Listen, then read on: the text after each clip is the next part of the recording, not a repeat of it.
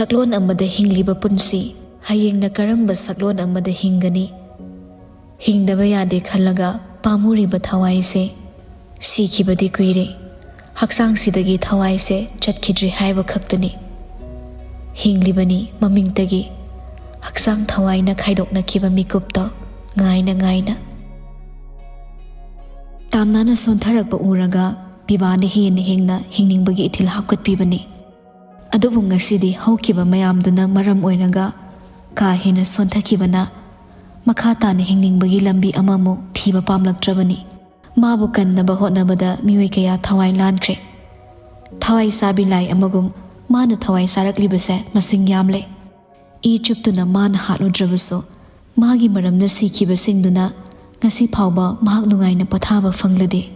ꯍꯌꯦꯡꯅ ꯀꯅꯥꯅ ꯀꯔꯤ ꯇꯧꯔꯛꯀꯅꯤ ꯍꯥꯏꯅ ꯃꯤꯀꯨꯞ ꯑꯃꯠꯇ ꯇꯨꯝꯕ ꯌꯥꯗ ꯂꯩꯔꯛꯂꯤꯕꯁꯦ ꯆꯍꯤ ꯑꯃ ꯑꯅꯤ ꯈꯛꯇ ꯅꯠꯇꯦ ꯆꯍꯤ 10 ꯍꯦꯜꯂꯛꯂꯦ ꯄꯤꯕꯥꯅ ꯅꯪ ꯍꯤꯡꯗꯕ ꯌꯥꯗꯦ ꯅꯪ ꯍꯤꯡꯗꯕ ꯌꯥꯗꯕꯅꯤ ꯆꯦꯛꯁꯤꯜꯍꯧꯗꯕ ꯃꯤꯀꯨꯞꯇ ꯅꯠꯇ꯭ꯔꯥ ꯅꯪꯅ ꯋꯥꯈꯜ ꯃꯥꯡꯂꯒ ꯂꯩꯔꯨꯕꯗꯣ ꯅꯨꯃꯤꯠꯇꯨꯗ ꯅꯤꯡꯈꯣꯝꯕ ꯂꯩꯔꯝꯂꯗꯤ ꯅꯪ ꯍꯤꯡꯉꯝꯒꯅꯤ ꯊꯥꯖꯗꯦ ꯇꯥꯝꯅꯥꯅ ꯍꯧꯈꯤꯕ ꯋꯥꯔꯤ ꯄꯨꯊꯣꯔꯛꯂꯅꯨ ꯅꯪꯕꯨ ꯈꯪꯈꯤꯕ ꯎꯈꯤꯕ ꯌꯥꯎꯔꯗꯤ ꯑꯃꯨꯛ ꯈꯨꯗꯣꯡ ꯊꯤꯔꯅꯤ ꯃꯐꯝꯁꯤꯗ ꯑꯩ ꯉꯝꯅꯕ ꯂꯩꯒꯦ ꯑꯩꯅ ꯊꯣꯛꯄ ꯂꯩꯒꯦ ꯑꯩꯒꯤ ꯑꯉꯥꯎꯕꯒꯤ ꯁꯛꯂꯣꯟꯁꯦ ꯂꯧꯔꯒ ꯑꯩ ꯂꯩꯈꯤꯒꯦ ꯅꯪ ꯆꯠꯈ꯭ꯔꯣ ꯅꯪꯁꯨ ꯈꯨꯗꯣꯡꯊꯤꯕ ꯇꯥꯔꯅꯤ ꯈꯟꯕꯗ ꯑꯩ ꯋꯥꯏ ꯁꯤꯒꯤ ꯃꯤꯄꯥꯏꯕꯁꯤꯃ ꯅꯪ ꯑꯩꯉꯣꯟꯗ ꯍꯥꯞꯀꯠꯂꯛꯂꯅꯨ ꯇꯥꯝꯅꯥ ꯑꯩꯒꯤ ꯑꯣꯏꯕ ꯃꯩꯁꯥ ꯑꯃꯇ ꯅꯪꯉꯣꯟꯗ ꯂꯥꯛꯍꯜꯂꯣꯏ ꯅꯪ ꯄꯥꯈꯠꯀꯅꯨ ꯑꯩ ꯌꯥꯝ ꯆꯦꯛꯁꯤꯟꯅ ꯂꯩꯒꯦ ꯐꯔꯦ ꯅꯪꯁꯨ ꯆꯦꯛꯁꯤꯟꯅ ꯂꯩꯌꯨ ꯑꯩ ꯍꯟꯈ꯭ꯔꯒꯦ ꯃꯀꯣꯛꯇ ꯅꯨꯡꯁꯤꯅ ꯅꯥꯟꯕꯤꯔꯝꯂꯒ ꯊꯣꯡꯅꯥꯎꯂꯣꯝꯗ ꯀꯥꯈꯠꯇꯨꯅ ꯆꯣꯡꯈꯠꯈꯤ ꯇꯧꯔꯤꯕ ꯃꯇꯧꯗꯣ ꯀꯦꯃꯦꯔꯥꯗ ꯎꯕ ꯃꯐꯝꯗ ꯅꯠꯇꯦ ꯁꯤꯡꯒꯤ ꯑꯅꯤꯃꯛꯇꯣ ꯄꯤꯕꯥꯅ ꯍꯦꯛ ꯆꯠꯈꯤꯕꯒ ꯃꯁꯥ ꯃꯅꯨꯡꯗ ꯂꯩꯔꯝꯕ ꯑꯀꯤꯕꯗꯨꯅ ꯋꯥꯈꯜꯗꯨꯗ ꯈꯖꯤꯛꯇꯒꯤ ꯇꯤꯟꯈꯤꯗꯨꯅ ꯃꯁꯥ ꯄꯨꯝꯕ ꯈꯨꯗꯨꯝ ꯆꯟꯈ꯭ꯔꯦ ꯑꯃꯨꯛꯁꯨ ꯀꯞꯅꯤꯡꯉꯤ ꯀꯦꯃꯦꯔꯥꯗꯨꯅ ꯐꯤꯠꯇꯤꯡ ꯐꯖꯅ ꯇꯧꯈꯤꯕꯅ ꯐꯣꯡꯅꯁꯨ ꯀꯞꯄ ꯌꯥꯔꯝꯗ꯭ꯔꯦ ꯑꯗꯨꯅ ꯎꯗꯅꯕ ꯀꯥꯆꯤꯟꯗ ꯇꯥꯁꯤꯜꯂꯒ ꯇꯨꯃꯤꯟꯅ ꯐꯝꯊꯈꯤ ꯀꯔꯤꯒꯨꯝꯕ ꯃꯤꯀꯨꯞꯇ ꯈꯨꯗꯣꯡꯊꯤꯕꯗꯒꯤ ꯀꯟꯅꯕ ꯊꯦꯠꯂꯝꯂꯤꯕ ꯀꯦꯃꯦꯔꯥꯁꯤꯅ ꯀꯔꯤꯒꯨꯝꯕꯗꯁꯨ ꯑꯌꯦꯠꯄ ꯑꯄꯟꯕ ꯄꯤꯗꯕ ꯅꯠꯇꯦ ꯄꯦꯅ ꯀꯞꯆꯕꯗꯨꯁꯨ ꯉꯁꯤꯗꯤ ꯂꯣꯟꯅ ꯊꯨꯞꯅ ꯀꯞꯂꯦ ꯑꯇꯩꯗ ꯅꯤꯡꯕ ꯀꯥꯏꯔꯕꯁꯨ ꯀꯞꯄꯁꯤꯃꯗꯤ ꯃꯅꯤꯡ ꯊꯨꯡꯅꯤꯡꯉꯤ ꯁꯤ ꯐꯥꯎꯕ ꯅꯤꯡꯕ ꯊꯨꯡꯉꯛꯇ꯭ꯔꯕꯗ ꯑꯁꯨꯛ ꯌꯥꯝꯅ ꯇꯣꯟꯕ꯭ꯔꯥ ꯑꯩꯒꯤ ꯄꯨꯟꯁꯤꯁꯦ ꯍꯥꯏꯅ ꯑꯃꯨꯛꯀꯁꯨ ꯍꯦꯟꯅ ꯀꯞꯄꯅꯤ ꯐꯅ ꯊꯦꯡꯂꯐꯥꯎ ꯇꯨꯝꯕ ꯌꯥꯔꯝꯗꯦ ꯀꯤꯃꯟꯕꯒꯤ ꯀꯥꯒꯤ ꯋꯥꯡꯃꯗ ꯃꯤ ꯂꯦꯞꯄꯒꯤ ꯃꯃꯤ ꯎꯕꯗꯨꯅ ꯇꯨꯃꯤꯟꯅ ꯐꯃꯨꯡꯗ ꯁꯠ ꯀꯥꯈꯠꯂꯒ ꯇꯨꯝꯕ ꯁꯥꯈꯤ ꯆꯪꯉꯛꯏ ꯇꯞꯅ ꯊꯣꯡꯗꯣ ꯍꯥꯡꯗꯣꯛꯂꯒ ꯃꯆꯤꯟꯕꯥꯜ ꯃꯥꯛꯁ ꯎꯞꯄ ꯅꯨꯄꯥꯅꯤ ꯐꯤꯕꯝꯗꯣ ꯍꯥꯏꯐꯦꯠ ꯎꯕꯗ ꯀꯤꯕ ꯍꯦꯟꯒꯠꯂꯛꯈꯤ ꯃꯥꯕꯨ ꯍꯥꯠꯄ ꯂꯥꯛꯂꯤꯕ꯭ꯔꯥ ꯉꯁꯤꯅ ꯃꯥꯒꯤ ꯑꯔꯣꯏꯕ ꯅꯨꯃꯤꯠꯂ ꯍꯥꯏꯅ ꯑꯗꯨꯉꯩ ꯍꯧꯈꯤꯕ ꯃꯇꯝ ꯀꯌꯥꯗꯁꯨ ꯑꯩꯁꯦ ꯉꯁꯤꯅ ꯑꯩꯒꯤ ꯑꯔꯣꯏꯕꯔꯥ ꯈꯟꯅ ꯍꯤꯡꯗꯨꯅ ꯂꯥꯛꯈꯤꯕ ꯅꯨꯃꯤꯠ ꯀꯌా ꯑꯃꯁꯨ ꯌꯥꯎꯈꯤ ꯄꯥꯈꯠꯄꯗꯨꯅ ꯆꯣꯡꯂꯤꯕ ꯃꯤꯍꯨꯜꯗꯨꯅ ꯃꯍꯥꯛꯁꯦ ꯇꯨꯝꯗꯤ ꯈꯪꯈ꯭ꯔꯒ ꯑꯃꯨꯛꯀ ꯍꯦꯟꯅ ꯃꯥꯕꯨ ꯇꯝꯊꯤꯅ ꯍꯥꯠꯂꯝꯗꯧꯔꯤꯕ꯭ꯔꯥ ꯂꯥꯏ ꯅꯤꯡꯉꯤ ꯃꯔꯣꯜ ꯊꯣꯛꯇ ꯃꯃꯤꯠ ꯑꯃꯨꯛꯀ ꯍꯦꯟꯅ ꯆꯦꯠꯅ ꯎꯏꯁꯤꯜꯂꯒ ꯁꯣꯜꯂꯤ ꯃꯆꯤꯟꯗ ꯂꯥꯏꯅꯤꯡꯊꯧ ꯑꯩꯕꯨ ꯀꯟꯕꯤꯌꯨ ꯍꯧꯖꯤꯛꯇ ꯁꯤꯈ꯭ꯔꯁꯅꯨ ꯍꯤꯡꯕ ꯄꯥꯝꯗ꯭ꯔꯦ ꯍꯥꯏꯔꯝꯕꯤꯁꯦ ꯁꯤꯕ ꯀꯤꯕꯅ ꯂꯥꯏ ꯅꯤꯡꯖꯩ ꯏꯟꯖꯦꯛꯁꯟ ꯀꯥꯞꯅꯕ ꯍꯤꯗꯥꯛ ꯂꯤꯛꯂꯤꯗꯨꯗꯒꯤ ꯆꯤꯡꯈꯠꯂꯤ ꯁꯤꯔꯤꯟꯁꯇꯨꯅ ꯑꯗꯨꯒ ꯇꯥꯝꯅꯥꯒꯤ ꯄꯥꯝꯕꯣꯝꯗ ꯀꯥꯞꯁꯤꯜꯂꯝꯃꯤ ꯌꯥꯝꯅ ꯊꯨꯏ ꯂꯣꯏꯔꯝꯂꯒ ꯇꯨꯃꯤꯟꯅ ꯊꯣꯛꯈ꯭ꯔꯦ ꯇꯥꯝꯅꯥꯁꯨ ꯇꯞꯅ ꯃꯃꯤꯠ ꯄꯥꯡꯊꯣꯔꯛꯂꯦ ꯃꯩꯅ ꯃꯝꯕꯒꯤ ꯃꯃꯥꯏ ꯃꯃꯤꯠꯇ ꯀꯥꯔꯤꯕ humaangꯗꯣ ꯅꯨꯄꯥꯗꯨꯅ ꯎꯈꯤꯗ꯭ꯔꯦ ꯑꯗꯨꯅꯁꯨ ꯍꯤꯡꯅ ꯊꯥꯗꯣꯛꯂꯝꯕꯅꯤ ꯑꯉꯥꯟꯕ ꯃꯔꯛꯇ ꯑꯣꯏꯔꯝꯂꯕꯗꯤ humaang ꯃꯔꯤꯛꯇꯨꯅ ꯍꯨꯔꯥꯟꯕ ꯐꯥꯈ꯭ꯔꯗꯕꯅꯤ ꯀꯔꯤ ꯍꯤꯗꯥꯛꯄꯨ ꯑꯣꯏꯔꯤꯕ ꯃꯍꯧꯁꯥ ꯃꯉꯣꯟꯗ ꯇꯣꯏꯅ ꯀꯥꯞꯄ ꯏꯟꯖꯦꯛꯁꯟꯗꯨꯔ ꯈꯜꯂꯤ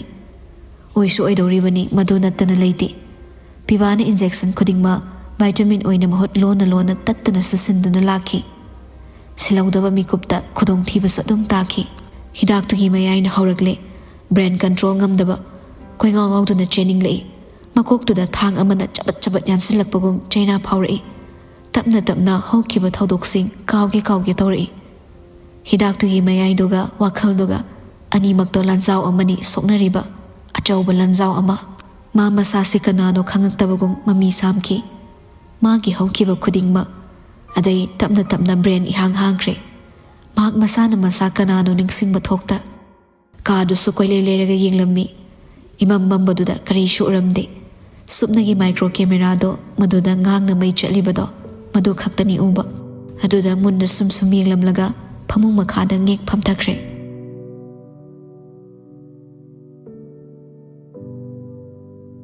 नुमित निनी हौख्रे मॉर्निंग ड्यूटी ताब नुपासे नाइट तारनी हाइरकपदा सौनिंगबदा लोइख्रे हॉस्पिटल से चटप तल्लबनी अयुक्तु मपा मचा थबकी मतांग मरै येने ngасidi chatlaroige talle toklage amana yaroi numit khrani di khangko amana talle ngammaroi amana ngammu mapaduna namsum kansalakpaga khulakpa masara khangde aise nasana bapti tajabra hainade haiba ai nangna doctor oiramdai da kari haina wasaki habase mingonda de advice am piramgani adubu nasada thoklakanda he kawi mioi base masana masage asoiba khangjade haibado nangonda tawre adumai tawo pesam ta ai thingraktri नाइ ताब नत्रो ngak potharsu aduga egi maruki masanu pi amasune willing da heng de lakani firepana khangna bani mari matani na panghap thapsalo kanana kari tawri di yengu matik yam chai mi yam phabani da nong fa dok hospital sida la aga leiti nungai hayeng hangsit tangai hospital mut kidaw hai mut podo hairakano aina yam jackson senari bani ne hoi yam jackson senaram gani aina thengnari ba mayam sina sakini housekeeping na dinner hall da chak thonginge lukham da khang na thoma mena hospitalize to bodo aina free da loini yeng bibani on thok na nungai khidre da kayam sokpa jano amuk muk ko bera leram dana soide ma dusu phire pana kaisu ka hena sokpadi oide da ana bodo faraga kaigino migi makok to bo khang na thomi di hangbada laimu oira boiningi khara budi mui asoi angam ga yauni fazana yengu atai laire mi imta thamna ba toksiko haibi de haini okay bro aduga amana ai wakal shanti da matam kitang leijage hospital home be wafam sima kaubirano hairam duna hawatlaga imung changki mapa du su macha da yeng duna lehore nupi masak phajabi doctor amata thiraga hapchin sira khangdre da hospital se pura roigi hairak dana ba phire pana laurami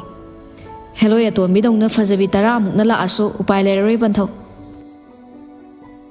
ngairam miningon lakpa ngasi sulambi da ngarangi thengna phamdudani laibangna thirisu matomta gari masada yangna paira thauki masu hande sat gari da kakhalaga tanabani hekta phangkidre lambi phangbadu da karomda satkrabanu uhodre traffic tasu amuk panduna laikre phone puthoklaga IC da thabo mafam daga kap photo thagat pra yengi uramde Facebook da changi adusu uramde bitte mayum da halaklami gari khamamaga changi hospital dai brush khaktuni torakpa aduna iruluza thoklami aduga ngaksu tum thoure mama adusu macha gi chana ba khara sembiraga pukhalakpada macha na tum malairambada halakpaga amuk tumjala zalasina imagi bungo hagwatlo ne nangbo adagi kari mata su saraklamoi sakhaw hangaga tummadi ne nangdi kamdau doriba se hawalo bread se charaga amuk tomoba eron su lambe hawgalai mama dagi sangom glass su lauraga thai butter taiba bread tu su makhut oiduna lauraga phamung da phamna charami masana mabuk lamna sajabada nomi yenglaga thabak satpadi waramani do angang oidingai dana lairik tambada waba haujingna amuk na sagi na thauda chani thakni phau kawre khara ngausunaram dongni sumaina matam phanga amoi khangamade regret am chare ngai khoni ima wa ma hange kaiwano hanubina hangakadaba wase ichingdadi chingnei ko nangbuk nangi khangna zabiga leibro kaigino kaidorage khangna balaibra hangagabu karigi oini mau haiba satpagini dana khangna badi leite khanjabadi lei sanayai do mamit mana yauraga adudi migi khangna sana baga leiramadi kamaina tawdori banangde kaidoruni ima handak kanna sangi khangna balaibra leitibra confirm ta bangamdri aduna sigi thabak sima engonda sinabiro hayeng aina thokpa hekta silage masana yadaba nupidi pharakanu ko haujikan case yam lurabani mimang phamba watho oibaga ngamoi ko mau khanbagi haktakta court yore kaidudi imadi pamde ko court suka haloi mimang da su phamaloi nacha igi da mawabiruno nupani aina thokpa silake tawbata pu mangol karaga hongba yaba yekna taba pami erondo bit khangtek teklei as taning de ko nungsiba horakan sida yek adu ada bit halakano sagai oidraga loire sanayaina nangbu doctor su oi aduga sagai mana jadi yai adu ada hai do ngawbra nangbo yek masense generation 8 lak subada pungmun muli haina bani phatte imung do wakhraga na yam wai adai macha masu yawdaba soinai ba adagi nama taba yam haina bani ima pamde ko ima yek masel fatte haisa chromosome jin manardi manaba ani na semba ngang do ꯑꯐꯕ ꯑꯣꯏꯗꯦ ꯁꯣꯏꯅꯒꯜꯂꯤ ꯐꯠꯇꯦ ꯍꯥꯏꯕꯅꯤ ꯁꯤꯗ ꯏꯃꯨꯡ ꯈꯝ ꯊꯦꯡꯅ ꯋꯥꯕ ꯅꯥꯃ ꯇꯥꯕ ꯍꯥꯏꯁꯤꯅ ꯆꯤꯟꯊꯣꯛꯅꯤ ꯁꯥꯏꯟꯁꯇꯁꯨ ꯈꯔ ꯊꯥꯖꯕ ꯊꯝꯕ ꯐꯩ ꯅꯅꯦꯁꯦ ꯉꯟꯇꯥꯅ ꯅꯪ ꯃꯥꯃꯒ ꯀꯥꯏꯅꯩꯁꯦ ꯅꯪ ꯈꯪꯗ꯭ꯔꯣ ꯌꯦꯛꯅꯤ ꯇꯧꯔꯨꯅꯨ ꯍꯥꯏꯕꯕꯨ ꯆꯍꯤ 7-9 ꯅꯨꯡꯁꯤꯅꯔꯛꯏ ꯍꯥꯏꯗꯅ ꯁꯤꯀꯥꯡ ꯈꯥꯡꯗꯅ ꯆꯠꯈ꯭ꯔꯤꯅꯤ ꯏꯃꯥ ꯊꯥꯏꯅꯒꯤ ꯐꯩ ꯐꯠꯇꯦꯗ ꯌꯥꯝ ꯂꯥꯏꯊꯣꯛꯄꯗꯤ ꯅꯠꯇꯦ ꯑꯩꯁꯨ ꯇꯨꯡ ꯏꯟꯅꯔꯒ ꯑꯗꯨꯝꯗꯤ ꯆꯠꯀꯦꯁꯨ ꯈꯜꯂꯤ ꯑꯗꯨꯕꯨ ꯊꯣꯛꯈ꯭ꯔꯕ ꯂꯣꯏꯈ꯭ꯔꯕ ꯊꯧꯗꯣꯛꯇꯨꯗꯤ ꯊꯤꯟꯗꯨꯅ ꯉꯥꯡꯉꯨꯔꯅꯨ ꯃꯤꯒꯤ ꯃꯔꯥꯏꯕꯛꯇ ꯇꯝꯖꯔꯛꯄꯗꯨꯕу ꯌꯦꯛꯇ ꯄꯨꯊꯣꯛꯑ ꯉꯥꯡꯕꯗꯣ ꯉꯥꯡꯉꯨꯔꯅꯨ ꯑꯩꯅ ꯍꯥꯏꯁꯦ ꯌꯦꯛ ꯃꯋꯥ ꯂꯧꯗꯦ ꯍꯥꯏꯕ ꯅꯠꯇꯦ ꯂꯥꯏꯕꯛꯇ ꯁꯤꯒꯤ ꯄꯨꯡꯐꯝꯁꯤꯗ ꯁꯤꯔꯣ ꯍꯥꯏꯅ ꯏꯔꯒ ꯂꯩꯈ꯭ꯔꯕꯅꯤ ꯁꯤꯗ ꯌꯦꯛꯅꯅꯤꯅ ꯄꯛꯉꯥꯡꯗ ꯉꯥꯡꯕꯁꯨ ꯐꯠꯇꯦ ꯏꯅꯦꯗꯣ ꯍꯦꯟꯅ ꯊꯃꯣꯏ ꯁꯣꯟꯊꯈ꯭ꯔꯅꯤ ꯌꯦꯛ ꯅꯠꯇꯕ ꯃꯌꯥꯝ ꯑꯃ ꯑꯋꯥꯕ ꯇꯥꯔꯤꯕ ꯉꯟꯇꯥꯅ ꯁꯦꯠꯅ ꯈꯥꯏꯅꯔꯤꯕ ꯃꯌꯥꯝꯁꯤꯅ ꯀꯩꯒꯤ ꯍꯥꯏꯗꯣꯏꯕ ꯌꯦꯛꯇ ꯌꯨꯝ ꯄꯥꯜꯂꯦ ꯌꯦꯛ ꯃꯁꯦꯜ ꯂꯧꯅꯔꯦꯅ ꯇꯥꯔꯛꯄ ꯗꯁꯥ ꯈꯨꯗꯤꯡꯃꯛ ꯂꯣꯏꯅ ꯌꯦꯛꯇ ꯇꯥꯏꯁꯤꯟꯕꯗꯤ ꯆꯨꯝꯗꯦ ꯍꯥꯏꯕꯅꯤ ꯈꯪꯖ ꯂꯥꯛꯆꯗꯦꯗ ꯇꯥꯏꯕꯪ ꯃꯤꯁꯤꯡꯁꯤꯅ ꯃꯔꯣꯜ ꯑꯃ ꯐꯔꯤꯈꯩ ꯀꯩꯝ ꯉꯥꯡꯅꯗꯦ ꯐꯠꯇ꯭ꯔꯀꯥꯟꯗꯗꯤ ꯑꯗꯨ ꯇꯧꯕꯩꯅꯤ ꯑꯗꯥ ꯇꯧꯕꯩꯅꯤ ꯍꯥꯏꯗꯅ ꯍꯦꯛꯇ ꯃꯍꯥꯏꯕ ꯇꯧꯔꯤꯁꯦ ꯉꯥꯛꯇ ꯇꯨꯝꯒꯦꯁꯤ ꯏꯃꯥ ꯅꯪ ꯊꯣꯛꯈ꯭ꯔꯣ ꯑꯩ ꯇꯨꯝꯅꯤꯡꯕꯅ ꯁꯤꯗꯧꯔꯦ ꯍꯥꯏꯔꯒ ꯒ꯭ꯂꯥꯁꯇꯨ ꯃꯃꯥꯗ ꯄꯤꯈ꯭ꯔꯒ ꯃꯥꯅ ꯑꯃꯨꯛ ꯍꯤꯞꯊꯈ꯭ꯔꯦ ꯃꯃꯥꯗꯨꯁꯨ ꯔꯨꯝꯗꯩ ꯊꯣꯛꯈ꯭ꯔꯦ ꯅꯨꯡꯊꯤꯜꯋꯥꯏ ꯄꯨꯡ 4 ꯈꯔ ꯍꯦꯜꯂꯛꯄ ꯑꯗꯨꯋꯥꯏꯗ ꯍꯣꯁꯄꯤꯇꯥꯜ ꯆꯠꯅꯕ ꯂꯣꯏꯁꯤꯜꯂꯛꯏ ꯃꯥꯅ ꯂꯣꯏꯁꯤꯜꯂꯤꯉꯩ ꯃꯄꯥꯗꯨꯁꯨ ꯃꯅꯥꯛ ꯆꯪꯁꯤꯜꯂꯛꯏ ꯐꯖꯔꯦ ꯐꯤल्मꯗ ꯒꯣꯀꯨꯜꯅ ꯗꯣꯛꯇꯔ ꯁꯥꯕꯗ ꯅꯥꯞꯄ ꯈꯨꯅꯥꯞꯇꯨꯅꯤ ꯐꯤꯔꯦꯞꯄꯅ ꯐꯤल्म ꯁ꯭ꯇꯥꯔꯒ ꯆꯥꯡꯗꯝꯅꯕꯤꯔꯛꯀꯅꯣ ꯒꯣꯀꯨꯜꯗ ꯑꯃꯨꯛ ꯄꯛꯁꯤꯜꯂꯛꯇ꯭ꯔꯁꯨ ꯐꯖꯩ ꯀꯣꯛ ꯍꯥꯏ ꯌꯥꯕꯁꯤꯗ ꯍꯔꯥꯎꯅꯕ ꯍꯥꯏꯔꯒ ꯍꯔꯥꯎꯗ ꯃꯥꯜꯂꯦꯅꯦ ꯄꯥꯝꯖꯗ꯭ꯔꯦ ꯊꯥꯒꯠꯂꯒ ꯏꯄꯥ ꯏꯕꯨꯡꯉꯣꯗꯤ ꯅꯆꯥꯗ ꯊꯕꯛ ꯃꯁꯤꯡ ꯍꯦꯛꯇ ꯍꯦꯟꯒꯠꯍꯟꯕꯅꯤ AMD ꯂꯣꯏꯕ ꯗꯣꯛꯇꯔꯁꯦ ꯑꯅꯤꯃꯨꯛ ꯍꯥꯞꯆꯤꯟꯕ ꯄꯥꯝꯃꯤꯅꯦ AMD ꯑꯣꯏꯅ ꯊꯝꯕ ꯄꯥꯝꯃꯤꯕ ꯏꯄꯥꯅ ꯅꯪꯅ ꯁꯥꯏꯀꯦꯇ꯭ꯔꯤꯛ ꯄꯦꯁꯦꯟ ꯄꯥꯏꯕ ꯇꯜꯂꯁꯨ ꯑꯦꯔꯣꯟ ꯅꯕꯥꯅꯤ AMD ꯑꯣꯏꯅ ꯂꯩꯔꯣꯗꯅ ꯄꯥꯕꯣ ꯑꯩꯅ ꯉꯔꯥꯡ ꯍꯩꯅꯗꯦꯅ ꯐꯖꯅ ꯍꯥꯏꯈ꯭ꯔꯒ ꯃꯀꯣꯛꯇꯩ ꯑꯃꯨꯛ ꯔꯤ ꯍꯜꯂꯛꯄꯁꯦ ꯑꯩ ꯇꯜꯂꯤꯀꯣ ꯈꯗꯥꯡ ꯅꯣꯝꯕ ꯋꯥꯏ ꯑꯣꯖꯥ ꯍꯥꯏꯕ ꯗꯣꯛꯇꯔ ꯍꯥꯏꯕ ꯁꯤꯟꯐꯝ ꯑꯅꯤꯁꯦ ꯈ꯭ꯋꯥꯏꯗꯒꯤ ꯆꯥꯎꯕ ꯔꯤꯛꯁ ꯑꯣꯏꯕ ꯁꯤꯟꯐꯝ ꯑꯣꯏꯔꯕꯅꯤ ꯍꯣꯏ ꯏꯄꯥ ꯋꯥꯒ ꯉꯥꯡꯖꯔꯔꯣꯏ ꯏꯄꯥꯅ ꯍꯥꯏꯒꯗꯕꯗꯤ ꯅꯪ ꯄꯥꯈꯪꯅꯤ ꯀꯣꯏꯕ ꯂꯥꯡꯕꯒꯤ ꯃꯇꯝ ꯈꯔꯁꯨ ꯀꯥꯏꯊꯣꯛꯎ ꯑꯗꯨ ꯍꯦꯛ ꯀꯥꯏꯊꯣꯛꯇ꯭ꯔꯕ ꯅꯪ ꯅꯨꯄꯤ ꯊꯤꯕ ꯁꯨꯛꯈꯪ ꯈꯪꯉꯔꯣꯏ ꯊꯥꯕꯜ ꯆꯣꯡꯕ ꯈꯔ ꯆꯠꯍꯟꯗꯧꯁꯨ ꯊꯤꯡꯖꯟꯕꯤ ꯃꯌꯥꯝꯁꯤꯅ ꯏꯔꯥꯡ ꯊꯣꯛꯂꯛꯀꯗ꯭ꯔꯥ ꯆꯠꯍꯟꯕꯁꯨ ꯀꯤꯔꯦ ꯄꯥꯈꯪ ꯂꯩꯁꯥꯕꯤ ꯊꯦꯡꯅꯕ ꯌꯥꯕ ꯐꯦꯁꯇꯤꯚꯦꯜ ꯍꯦꯛ ꯌꯧꯔꯛꯄꯒꯅꯦ ꯏꯄꯥꯅ ꯑꯣꯞꯄꯤꯅꯤ ꯑꯗꯨꯒ ꯀꯣꯏꯕ ꯆꯠꯍꯟꯒꯅꯤ ꯑꯉꯥꯎꯕꯤ ꯂꯥꯏꯌꯦꯡꯉꯦꯅ ꯑꯉꯥꯎꯕꯤ ꯄꯨꯔꯛꯀꯅꯨꯀꯣ ꯍꯅꯨꯊꯪꯗ ꯁꯂꯥꯛ ꯁꯥꯅꯤ ꯏꯄꯥꯗꯤ ꯐꯤꯔꯦꯞꯄꯁꯨ ꯀꯗꯥꯝ ꯄꯥꯟꯕ ꯂꯣꯏꯈ꯭ꯔꯦ ꯁꯣꯐꯥꯗ ꯐꯝꯂꯒ ꯃꯣꯖꯥ ꯇꯣꯡꯁꯤꯜꯂꯤ ꯃꯣꯖꯥ ꯐꯨꯔꯤꯠ ꯑꯝꯇ ꯂꯩꯕꯤꯌꯨ ꯍꯥꯏꯕꯗ ꯁꯦꯒꯥꯏꯔꯐꯥꯎ ꯐꯣꯠꯇꯅ ꯂꯤꯠꯍꯟꯕ ꯐꯨꯔꯤꯠ ꯑꯍꯟꯕ ꯑꯃ ꯁꯤꯟꯕꯗ ꯅꯨꯃꯤꯠ ꯆꯨꯞꯄꯒꯤ ꯆꯕꯦꯡ ꯉꯥꯡꯃꯟꯕꯩ ꯑꯔꯤꯛꯄ ꯑꯣꯜꯂꯕ ꯑꯩꯗ ꯀꯅꯥꯏ ꯅꯨꯄꯤꯅ ꯌꯥꯔꯛꯇꯣꯔꯤꯒꯦ ꯈꯣꯡ ꯃꯣꯖꯥꯐꯥꯎ ꯁꯦꯀꯦꯟ ꯍꯦꯟ ꯇꯣꯡꯉꯨ ꯍꯥꯏꯕ ꯉꯝꯕꯁꯤꯕꯨ ꯀꯔꯝꯕ ꯃꯄꯥꯅꯣ ꯈꯪꯗꯦ ꯖꯣꯏꯁꯨ ꯃꯆꯥꯒꯤ ꯅꯥꯛꯇ ꯆꯪꯁꯤꯜꯂꯛꯂꯒ ꯐꯝꯂꯛꯏ ꯅꯨꯄꯤ ꯍꯥꯏꯕꯁꯤꯗꯤꯅꯦ ꯅꯪꯒꯤ ꯑꯔꯩꯕ ꯃꯌꯥꯝꯗꯣ ꯁꯣ ꯇꯧꯔꯀꯥꯟꯗ ꯌꯥꯔꯛꯄꯗꯣ ꯂꯧꯗꯧꯕ ꯅꯠꯇꯦꯅꯦ ꯅꯪꯅ ꯑꯐꯣꯠꯄ ꯃꯣꯖꯥ ꯐꯨꯔꯤꯠ ꯂꯤꯠꯄꯗ ꯌꯥꯔꯛꯄꯗꯨꯅꯤ ꯂꯧꯗꯧꯕ ꯅꯪꯅ ꯃꯥꯗꯣ ꯑꯩꯅ ꯍꯝꯕꯔꯗꯅꯤ ꯀꯣꯏꯕ ꯄꯨꯔꯤꯁꯦ ꯃꯌꯥꯝꯅ ꯃꯣꯇꯣꯔ ꯁꯥꯏꯀꯜꯗ ꯑꯩꯒꯤꯅ ꯍꯝꯕꯔꯗꯅꯤ ꯈꯪꯉꯕ ꯌꯥꯝ ꯆꯞꯅ ꯅꯨꯡꯁꯤꯅꯔꯛꯈ꯭ꯔ ꯄꯣꯠꯅꯤ ꯕꯥꯔꯨꯅꯤꯒꯗꯣ ꯑꯩꯈꯣꯏꯅꯤ ꯀꯥꯔꯨꯔꯤꯕꯅꯤ ꯅꯣꯏ ꯍꯧꯖꯤꯛꯀꯥꯟꯗ ꯑꯣꯏꯔꯗꯤ ꯊꯥ ꯑꯃ ꯂꯩꯔꯒ ꯍꯣꯁꯄꯤꯇꯥꯜ ꯆꯠꯈ꯭ꯔꯅꯤꯅꯦ ꯑꯁ ꯅꯨꯡꯉꯥꯏꯔꯣꯏꯗꯧꯔꯤꯗ ꯑꯁꯤꯕꯨ ꯋꯥꯅꯤꯅ ꯑꯩꯉꯣꯟꯗ ꯍꯥꯏꯔꯤ ꯄꯥꯈꯪ ꯑꯩꯉꯣꯟꯗ ꯑꯃꯥꯡꯕ ꯋꯥꯔꯤ ꯇꯝꯃꯛꯀꯅꯨ ꯍꯣꯡꯉꯛꯏꯕ ꯑꯍꯣꯡꯕꯁꯤꯗ ꯍꯥꯏꯕꯅꯤꯅꯦ ꯑꯩꯈꯣꯏ ꯃꯇꯝꯗꯗꯤ ꯃꯤꯁꯤꯡꯁꯦ ꯑꯣꯟꯊꯣꯛꯅ ꯐꯈ꯭ꯔꯕ ꯍꯧꯖꯤꯛꯀꯥꯟꯁꯤꯅ ꯀꯩꯅꯣ ꯒ꯭ꯌꯥꯟꯒ ꯇꯥꯗꯦ ꯃꯊꯣꯡ ꯃꯔꯝꯒ ꯈꯪꯕꯖꯥꯠ ꯅꯠꯇꯦ ꯅꯨꯄꯤꯁꯨ ꯉꯥꯏ ꯅꯨꯄꯥꯁꯨ ꯉꯥꯏ ꯍꯦꯟꯗꯦ ꯑꯃꯅ ꯍꯟꯕ꯭ꯔꯥ ꯍꯟꯗꯦ ꯆꯞ ꯃꯥꯟꯅꯩꯅꯦ ꯅꯨꯃꯤꯗꯥꯡꯒꯤ ꯀꯟꯁꯔꯠꯀꯗꯤ ꯈꯔ ꯑꯃꯗꯤ ꯅꯥꯏꯠ ꯀ꯭ꯂꯕ ꯑꯣꯏꯅ ꯎꯔꯕ꯭ꯔꯥ ꯈꯪꯗꯦ ꯌꯨꯒꯁꯤ ꯑꯣꯄꯟꯗ ꯊꯀꯥꯏꯔꯒ ꯗꯥꯟꯁꯀꯁꯤ ꯅꯤꯛꯈꯥꯏꯔꯤꯅꯦ ꯍꯥꯏꯔꯨꯕꯁꯨ ꯌꯥꯕ ꯅꯠꯇꯦ ꯃꯤꯒꯤ ꯂꯥꯏꯐꯇ ꯑꯩꯈꯣꯏꯅ ꯈꯨꯠ ꯊꯤꯡꯖꯤꯟꯕꯩ ꯃꯊꯧ ꯇꯥꯗꯦ ꯑꯗꯨꯕꯨ ꯀꯥ ꯑꯃꯗꯤ ꯍꯦꯟꯃꯜꯂꯦꯍꯦ ꯀ꯭ꯔꯥꯏꯝ ꯆꯥꯎꯊꯣꯔꯛꯏꯁꯦ ꯁꯤꯅꯅꯤ ꯂꯣꯏꯁꯟꯕ ꯂꯣꯏꯈ꯭ꯔꯦ ꯗ꯭ꯔꯦꯁꯇꯣ ꯐꯖꯅ ꯑꯦꯛꯇꯤꯚ ꯑꯣꯏꯅꯕ ꯃꯁꯥ ꯅꯥꯟꯅꯕ ꯀꯟꯊꯣꯛꯄꯩ ꯇꯧꯗꯨꯅ ꯁꯦꯝꯃꯒ ꯇꯦꯕꯜ ꯃꯊꯛꯇ ꯕꯦꯒꯇꯨ ꯌꯥꯜꯂꯤ ꯑꯩꯒꯤ ꯔꯨꯝꯗ ꯂꯩꯔꯒ ꯅꯨꯄꯤꯒꯤ ꯐꯣꯇꯣ ꯑꯃꯨꯛ ꯀꯣꯏꯊꯤ ꯊꯤꯔꯝꯅꯤ ꯆꯤꯊ ꯅꯥꯟꯊꯕ ꯅꯨꯄꯤꯒꯤ ꯐꯣꯇꯣ ꯊꯦꯡꯅꯔꯁꯨ ꯑꯦꯛꯁꯅꯤ ꯀꯔꯦꯟꯗꯤ ꯁꯁꯇꯤꯡꯗ ꯂꯩꯔꯤ ꯍꯥꯏꯔꯝꯂꯒ ꯊꯣꯛꯈ꯭ꯔꯦ ꯆꯠꯈ꯭ꯔꯦ ꯃꯄꯥꯗꯨꯁꯨ ꯊꯤꯗꯧꯔꯤꯕꯅꯤ ꯃꯆꯥꯅ ꯍꯥꯏꯔꯝꯃꯤꯗꯨꯒ ꯇꯥꯗꯦ ꯎꯄꯨ ꯗ꯭ꯔꯥꯋꯔ ꯍꯥꯡꯗꯅ ꯊꯤꯔꯝꯃꯤ ꯂꯦꯞꯇꯣꯞꯇꯨꯗꯤ ꯆꯪꯕ ꯌꯥꯔꯝꯗꯦ ꯄꯥꯁꯋꯥꯔꯗ ꯊꯅꯝꯃꯤ ꯄꯦꯟ ꯗ꯭ꯔꯥꯏꯚ ꯑꯃꯨꯛ ꯊꯤꯔꯦ ꯃꯣꯟ ꯃꯈꯥꯗ ꯂꯩꯔꯝꯃꯤ ꯑꯗꯨ ꯂꯧꯔꯒ ꯅꯣꯛꯃꯤ ꯃꯥꯒꯤ ꯔꯨꯝꯗ ꯆꯪꯉꯛꯏ ꯐꯃꯨꯡꯗ ꯈꯣꯡꯒ꯭ꯔꯥꯏ ꯆꯜꯂꯒ ꯐꯝꯈ꯭ꯔꯦ ꯃꯥꯒꯤ ꯂꯦꯞꯇꯣꯞꯇ ꯊꯤꯡꯖꯤꯟꯈ꯭ꯔꯦ ꯑꯣꯄꯟ ꯇꯧꯔꯒ ꯌꯦꯡꯕ ꯍꯧꯔꯛꯏ ꯀ꯭ꯂꯥꯁ 11-12ꯀꯤꯁꯨ ꯌꯥꯎꯔꯝꯃꯤ ꯊꯥꯏꯅ MBBS ꯇꯧꯔꯤꯉꯩ ꯃꯅꯨꯡꯒꯤ ꯐꯣꯇꯣꯅ ꯑꯌꯥꯝꯕꯅꯤ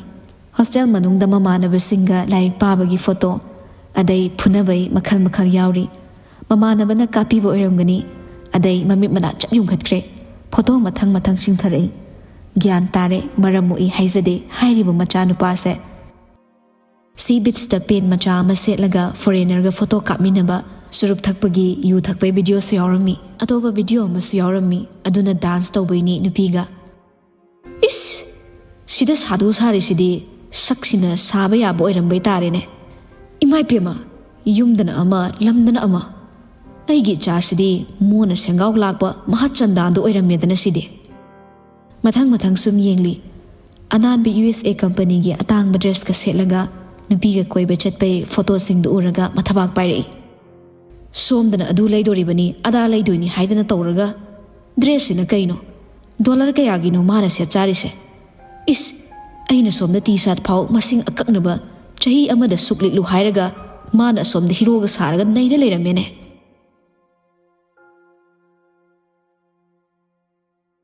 सोमदना गाड़ी मनुंगदनी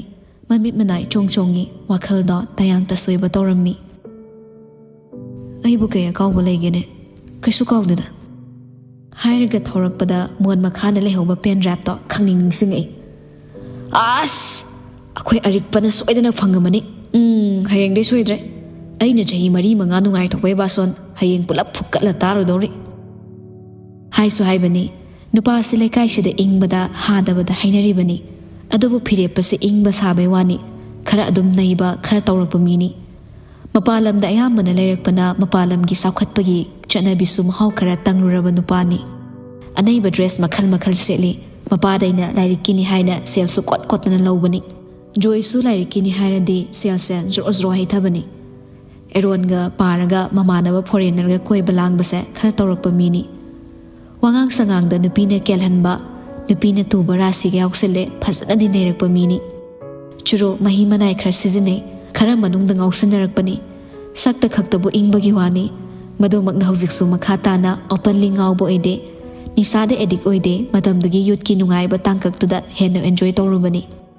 over chatpadi oikide aduna si masoikre haina regret chaningai maramsu masana thamlamde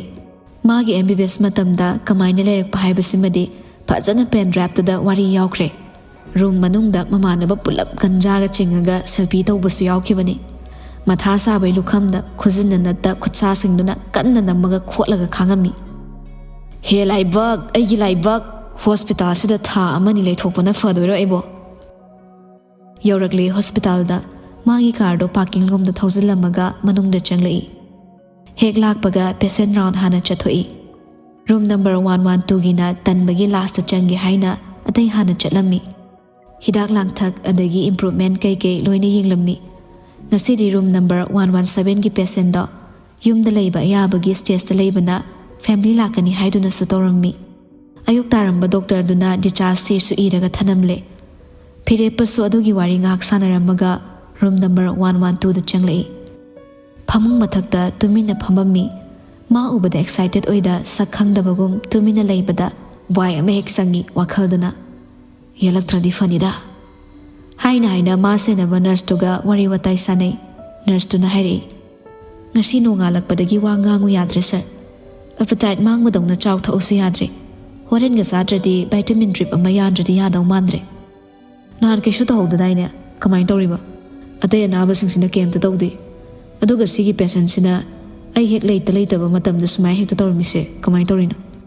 थोइना हानसु सुमाइना अमुमुक तौबनी